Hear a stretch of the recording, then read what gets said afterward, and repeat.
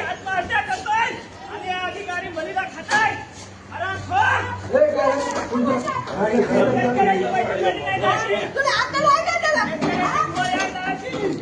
आणि 4,000 क्विंटलानं सोयाबीन घेतलं 3.5 आणि हे सरकार सांगते आम्ही सरकारी काटे लावू.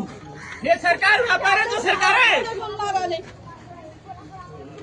फाशी झाली तरी मी हरकत नाही, पण शेतकऱ्यावर अन्याय होऊ देणार नाही. शेतकऱ्यासाठी मी फासावर चढायला तयार आहे. तहसीलदार साहेबांचं काम नव्हतं एखाद्या गावात जाऊन मला पैसे पडले का म्हणून. सर्वसामान्य शेतकरी जेव्हा टॅक्स भरतो तेव्हा तुम्ही अधिकारी लोक तेव्हा तुमच्या अधिकारी लोकांचे पगारी होतात. तुम्हाला जाणीव असाय पाहिजे या गोष्टीची. काय व्हायचं ते होऊ द्या. आज तहसीलदाराची गाडी फोडली, उद्या आमदाराची फोडतो.